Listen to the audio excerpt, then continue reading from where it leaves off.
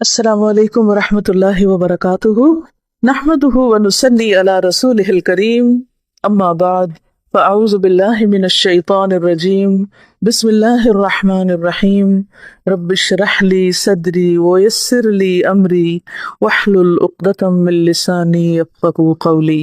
رمضان اللہ کا چنا ہوا مہینہ ہے، تمام مہینوں سے افضل، ہم سب کے لیے باعث رحمت، جس میں رحمت کے دروازے کھول دیے جاتے ہیں، جنت کے دروازے کھول دیے جاتے ہیں اور جہنم کے دروازے بند کر دیے جاتے ہیں، اور نیکیوں میں آگے بڑھنے کے لیے سب کو پکارا جاتا ہے۔ یا باغی الخیر اقبل، اے خیر کے چاہنے والے، اے خیر تلاش کرنے والے، اے خیر کے شائق شوقین، آگے بڑھو۔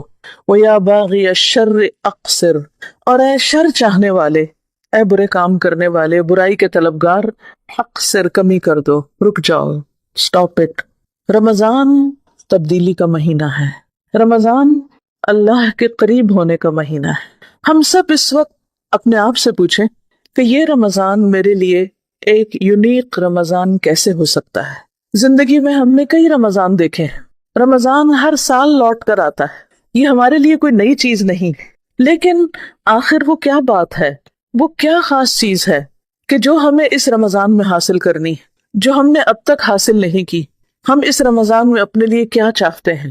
میرے لیے وہ کون سا سب سے اہم ترین گول ہے؟ میرے لیے رمضان کے اعتبار سے وہ کون سی ٹاپ پرائرٹی ہے؟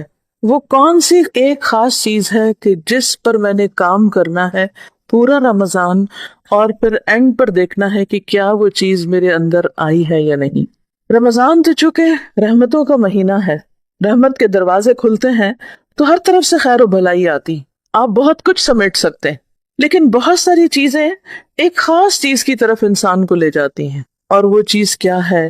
اللہ کے مزید قریب ہونا، اللہ کی قربت، تقرب اللہ، اللہ کے قریب ہونا، روزہ رکھ کر اللہ کے قریب ہونا، تراویح پڑھ کر اللہ کے قریب ہونا، دعا کے ذریعے اللہ سے قریب ہونا، ذکر کے ذریعے، صدقہ خیرات کے ذریعے، ہر چھوٹی اور بڑی نیکی اور خیر اور بھلائی کے کام کے ذریعے، کچھ بھی میں کروں، میرا مقصود، میرا مطلوب، میرا گول کیا ہو کہ اس کے ذریعے مجھے کیا ملے، کیونکہ انسان جب محنت کرتا ہے، کوشش کرتا ہے، تو یقیناً اس کا کوئی بدلہ چاہتا ہے، کوئی صلہ چاہتا ہے۔ مثلاً آپ کسی بھی چیز کی طرف جا رہے ہوتے ہیں، کوئی بھی سفر اختیار کرتے ہیں، تو آپ کی کوئی منزل ہوتی ہے جہاں آپ کو پہنچنا ہوتا ہے۔ مثلاً آپ گھر سے نکلے، یہاں آنے کے ارادے سے آپ نے اپنی گاڑی انہی سڑکوں پہ ڈالی اور ایک خاص جگہ پر آ کر پہنچے۔ اگر یہ ایڈریس آپ کو معلوم نہ ہوتا تو خواہ آپ 1 گھنٹہ بھر گاڑی چلاتے، آپ یہاں نہیں پہنچ سکتے تھے۔ تو یہاں پہنچنے کے لیے سب سے پہلی چیز کیا کہ آپ نے راستہ معلوم کیا اور منزل کا پتہ لگا کر وہاں پہنچے۔ ہمیں بھی رمضان میں اپنی منزل کا پتہ ہونا چاہیے، کہاں پہنچنا ہے، یہ سب کچھ کیوں کرنا ہے۔ میں آج دورہ قرآن سننے جا رہی ہوں، میں قرآن کی تلاوت کر رہی ہوں، میں قرآن پڑھا رہی ہوں، میں ذکر کر رہی ہوں، میں کھانا بنا رہی ہوں کہ کسی کو کھلا سکوں، کسی کا روزہ افطار کرا رہی ہوں، کسی کے لیے سحری بھجوا رہی ہوں، کسی کے لیے راشن کا بندوبست کر رہی ہوں۔ کیوں کر رہی ہوں؟ کیا چاہتی ہوں؟ مجھے کیا حاصل کرنا ہے؟ ایک ہی چیز ہر وقت ذہن میں گونجتی رہے، مجھے اللہ کا قرب چاہیے، اس کے سوا کسی اور چیز پہ راضی نہ ہو، مجھے ہر کام سے اللہ کا قرب چاہیے۔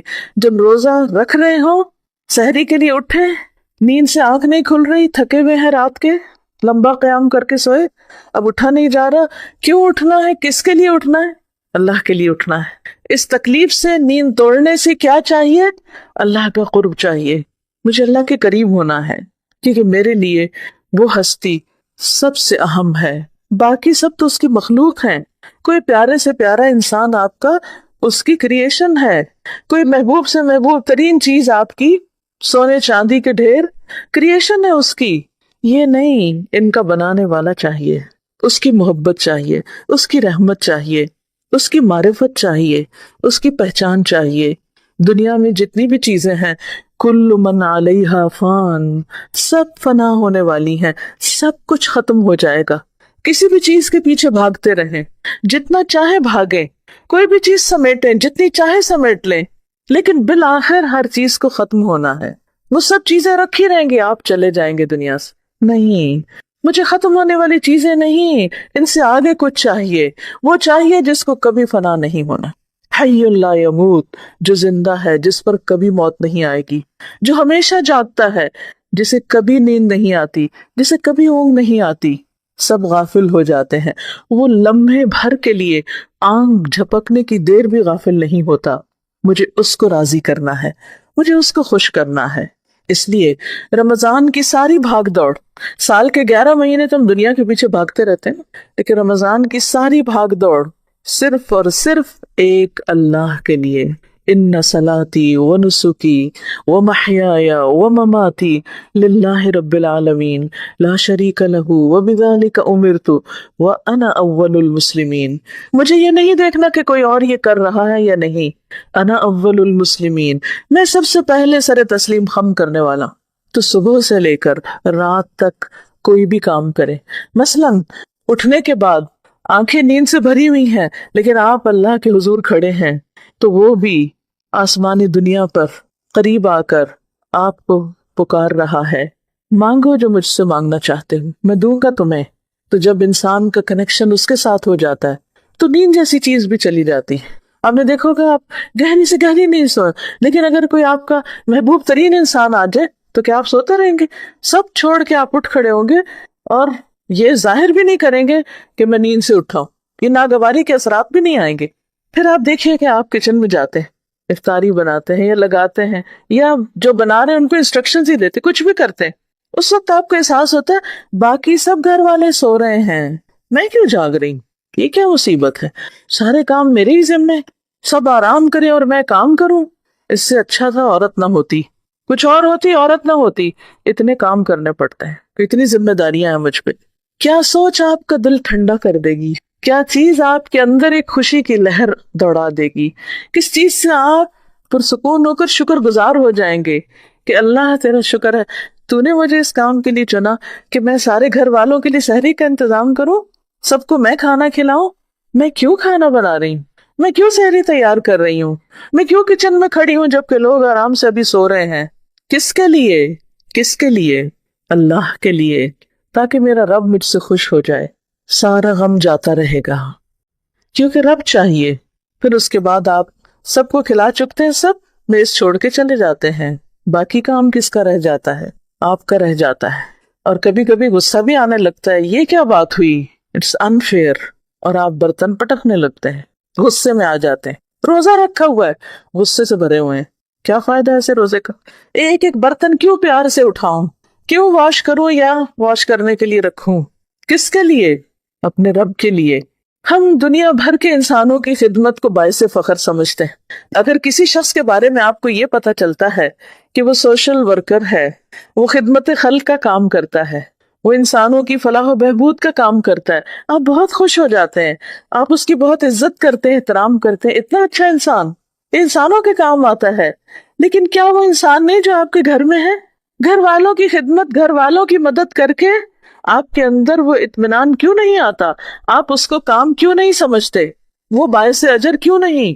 اس پر کوئی اور آپ کو اجرت نہیں دے سکتا، لیکن وہ جانتا ہے جس کے لیے آپ کر رہے ہیں۔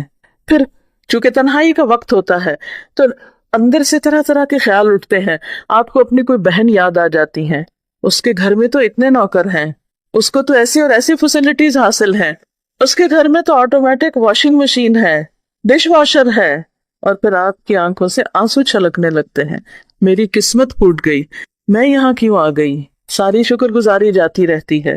نہیں بھائی، مومن کو تو ایک کانٹا بھی چبھتا ہے تو اس کے لیے اجر لکھا جاتا ہے، وہ اس کے گناہوں کا کفارہ ہوتا ہے۔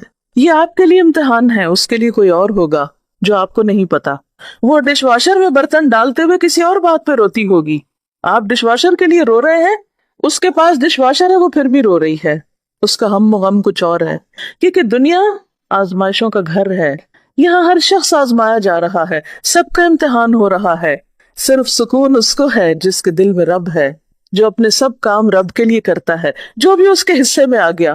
یہ کاموں کی تقسیم بھی ایسی ہے جیسے رزق کی تقسیم ہوتی ہے، اس لیے غم نہ کریں، دکھی نہ ہوں، اپنے رب کے لیے کریں۔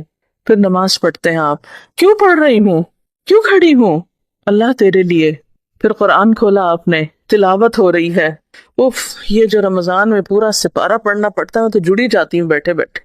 کیوں پڑھ رہے ہیں؟ نہ پڑھیں, بند کر دیں. نہیں, پڑھنا ہے. کس کے لیے؟ رب کے لیے, اس کے قریب ہونے کے لیے. جاب پہ جانا ہے, کام پہ جانا ہے, پھر پاؤں بوجھل ہونے لگتے ہیں. اب روزہ رکھ کے بھی کام پہ جانا ہے. کاش ہمارے لیے کوئی کمانے والا ہوتا. کتنی خوش قسمت ہیں وہ عورتیں جن کے گھروں میں کمانے والے ہیں اور وہ اس وقت سو رہی ہیں, آرام کر رہی ہیں. بھئی سونے والے اور کام کرنے والے برابر نہیں ہوتے. اگر اللہ نے آپ کے ذمے کوئی کام رکھ دیا ہے اور آپ کو ہمت توفیق دی اور کچھ صلاحیت دی اور آپ کام کرنے والے ہیں, تو کام کرنے والے کام نہ کرنے والوں سے بہتر ہیں. کیوں کروں کام؟ اللہ کے لیے, اللہ کی رضا کے لیے. گھر پر ہیں, آپ سونا چاہتے ہیں, بچے سونے نہیں دے رہے, ان کو اسکول جانا ہے لیکن وہ اٹھ کے بیٹھ گئے ہیں, اب ان کو ناشتہ کرنا ہے. آپ کو نیند آ رہی ہے, آپ روزے کی حالت میں ہیں, ایک آ کے جگاتا ہے, دوسرا کچھ کہتا ہے, آپ کو غصہ آ جاتا ہے, آپ ایک چیخ لگاتے ہیں, چلے جاؤ یہاں سے. نہیں بھائی, میں روزے سے ہوں, چیخنا نہیں ہے بچوں کے ساتھ. کیوں نہیں چیخوں؟ اللہ کے لیے, روزے سے ہوں. ہر سٹیپ پر پھر آپ کسی غریب کی مدد کے لیے نکلتے ہیں, کسی بیمار کی عادت کے لیے نکلتے ہیں. اوہ, اس کو بھی رمضان میں بیمار ہونا تھا. ہاں, یہی وقت تھا اس کی بیماری کا, اور یہی وقت تھا میرے امتحان کا, اور یہی وقت ہے عیادت کا. کیوں جاؤں عیادت کے لیے؟ کس کے لیے؟ بولے نا, کس کے لیے؟ اللہ کے لیے. پھر شام ہونے کو ہے, گرمی کا موسم ہے, پھر کچن میں تو اے سی بھی نہیں, سب مزے کر رہے ہیں, میں پسینے سے شرابور. کس کے لیے؟ اللہ کے لیے. افطار کا انتظام, ایک بندے کو افطار کراتے ہیں تو کیا پاتے ہیں؟ تو اس کے پورے روزے کا اجر آپ کو بھی مل جاتا ہے. اور کھانا کھلانا تو جنت میں جانے والے کاموں میں سے ہے. حضرت عبداللہ بن سلام کہتے ہیں کہ جب نبی صلی اللہ علیہ وسلم مدینہ تشریف لائے تو آپ کی یہ بات میرے دل میں اتر گئی کہ آپ فرما رہے تھے, یا ایھا الناس افشوا السلام واطعموا الطعام وصلوا والناس نیام تدخلوا الجنۃ بسلام. اے لوگو, سلام کو عام کرو, سلام کو رواج دو, لوگوں کو کھانا کھلاؤ, اور جب لوگ سو رہے ہوں تو نماز پڑھو. سلامتی کے ساتھ پیسفلی جنت میں داخل ہو جاؤ گے, امن کے ساتھ. سلام ہر ایک کو, جس کو پہچانتے ہو جس کو نہیں پہچانتے سب کو سلام. اس سے آپ سارے لوگوں کے ساتھ, صرف اپنے رشتہ دار اور دوست نہیں, سب لوگوں کا حق دے رہے ہیں, سب آپ سے امن میں ہیں. پھر کھانا کھلا رہے ہیں, لوگوں کی تکلیف بھوک دور کر رہے ہیں, اور پھر اللہ کا حق بھی دے رہے ہیں. تو جو شخص بندوں کا حق اور اللہ کا حق دیتا ہو, دنیا میں بھی اس کے دل میں سکون ہی سکون ہوگا, اور آخرت میں بھی امن ہی امن, چین, سکون. تو اس لیے کسی بھی کام کے آنے پر, کسی بھی کام کے کرنے پر پریشان نہ ہوا کریں. یہ سب کچھ کیوں, کس کے لیے؟ اور خصوصاً اس رمضان میں بار بار اس کی پریکٹس کرنا ہے. میرا یہ سب کچھ اللہ کے لیے. ان صلاتی, بے شک میری نماز, و نسکی, اور میری قربانی, و محیایا, اور میری زندگی, و مماتی, اور میری موت, للہ رب العالمین, سب اللہ رب العالمین کے لیے ہے, سب اس کے لیے ہے, اس کے نام ہے. ہماری مشکل یہ ہے کہ ہم بندوں کے پیچھے بھاگتے ہیں, ہم انہیں خوش کرنے کی کوشش میں لگے رہتے ہیں, ان کو امپریس کرنے کی کوشش میں لگے رہتے ہیں, لیکن نتیجہ ہم سب نے دیکھ لیا. ہاں, کچھ ملتا ہے ان سے؟ وہ بیچارے دیں بھی تو ہماری توقعات کا لیول تھوڑا اور اوپر ہو جاتا ہے. وہ وہاں دوڑ بھاگ کے پہنچتے ہیں تو ہم تھوڑے اور اوپر چڑھ چکے ہوتے ہیں کہ نہیں یہاں تک آ جاؤ. وہ ہوتا ہے نا کہ جیسے پہاڑ پہ اگر دو لوگ چڑھ رہے ہوں تو نیچے والے نے اوپر والے کو میٹ کرنا ہو, تو بائی دا ٹائم نیچے والا اوپر والے تک آتا ہے وہ تھوڑا اور اوپر جا چکا, پھر آپ کہتے ہیں اچھا میں بھی ذرا اوپر اور چڑھ جاؤں. جب تک آپ اس تک پہنچتے وہ تھوڑا اور اس کا نخرہ بڑھ چکا ہوتا ہے, اور آپ تھک ہار جاتے ہیں. اس کو پاتے پاتے بندوں کے پیچھے دوڑنا چھوڑیے, اپنے رب کو راضی کر لیجئے. اگر رب راضی ہو گیا تو بندے بھی ہو جائیں گے. ان الذین آمنوا وعملوا الصالحات سیجعل لهم الرحمن ودا. جو لوگ ایمان لائیں, اچھے اچھے کام کریں, رحمان ایسے لوگوں کے لیے دلوں میں محبت پیدا کر دے گا. آپ رب کو راضی رکھیں, سارا جگ آپ سے راضی ہو جائے گا.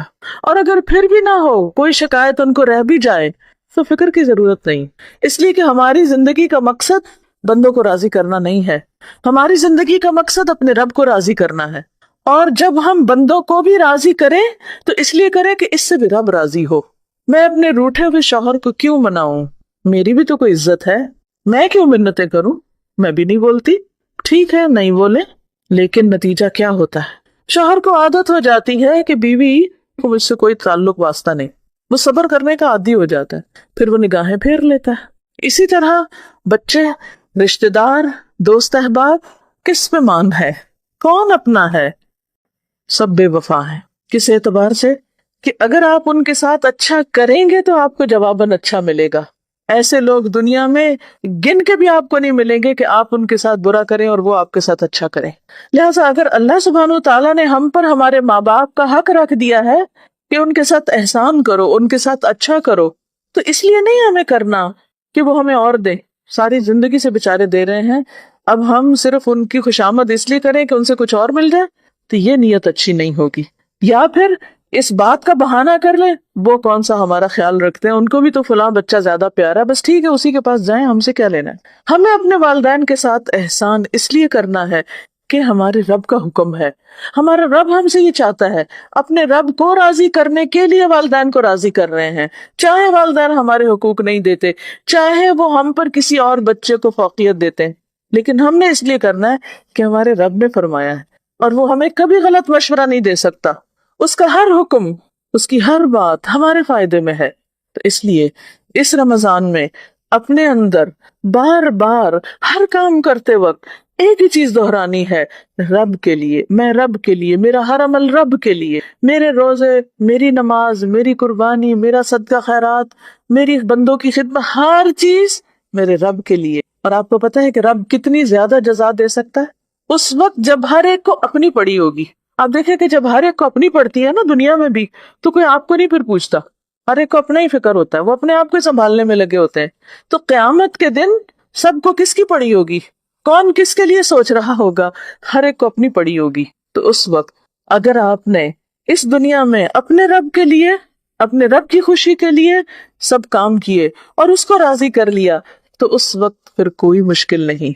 वो कहते हैं ना, रोजादार के लिए दो खुशियां हैं, एक खुशी जब वो इफ्तार करता है उस वक्त, और दूसरी अपने रब से मुलाकात के वक्त। रब से मुलाकात और रब का दीदार ये इतनी बड़ी चीज है कि दुनिया में तो मुमकिन भी नहीं, क्योंकि दुनिया में इस वक्त क्रिएशन में से सबसे मजबूत चीज क्या होती है, पहाड़।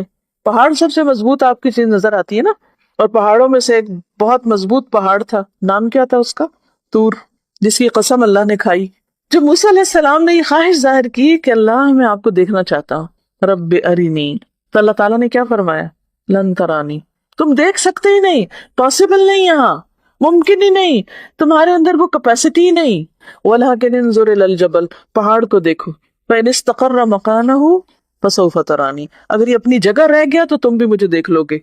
फलम्मा तजल्ला रब्बुहु लिल जबल, तो क्या हुआ, जब अल्लाह ने उस पहाड़ पे थोड़ी तजल्ली डाली तो पहाड़ का हाल क्या हो गया, रेजा रेजा।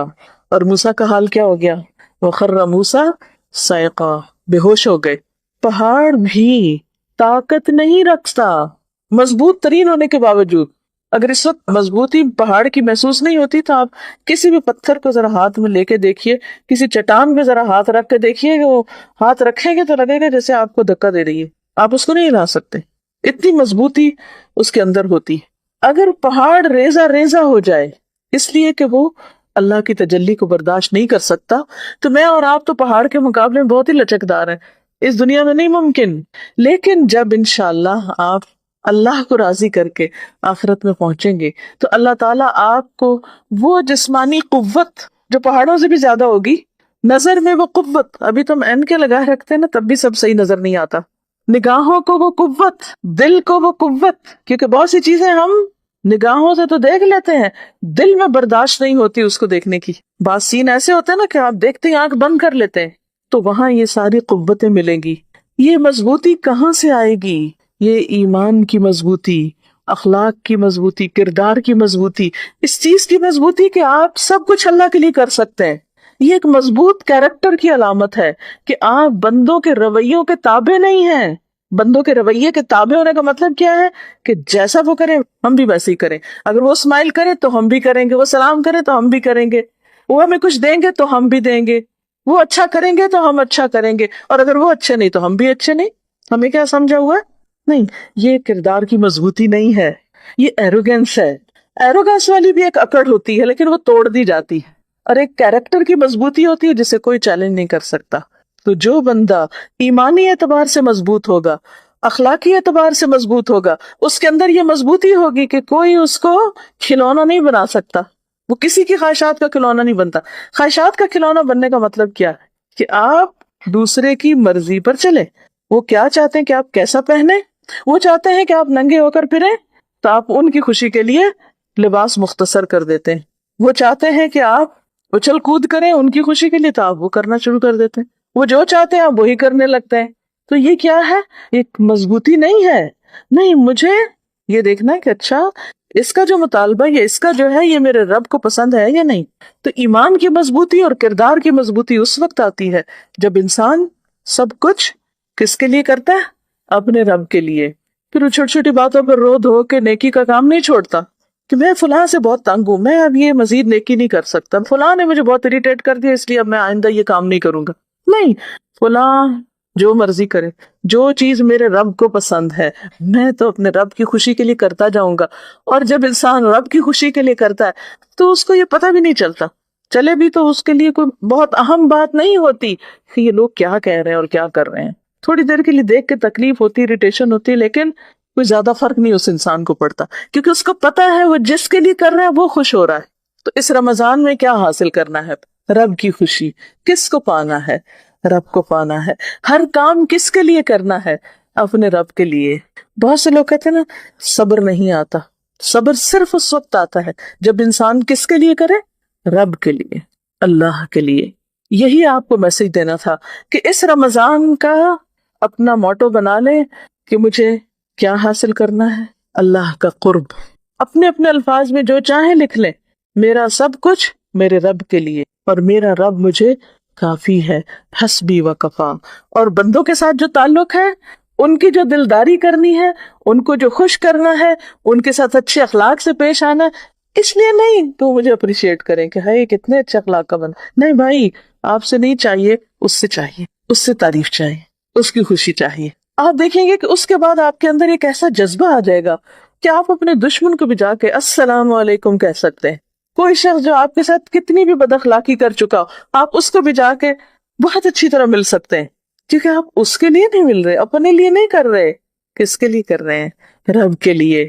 بلندی صرف اس انسان کو ملتی ہے جو بلندی چاہتا ہے. اور بلندی کس میں ہے؟ لوگوں کی باتوں اور لوگوں کے رویوں سے اوپر اٹھ جانے میں, لوگوں کی خواہشات کا تابع ہونے کی بجائے اللہ کی مرضی کے تابع ہونے میں. تو انشاءاللہ اگر آپ نے اس کی نیت کر لی اور آپ نے اگر یہ سبق یاد کر لیا تو میں سمجھوں گی کہ میرا لاہور آنا فائدہ مند ہو گیا.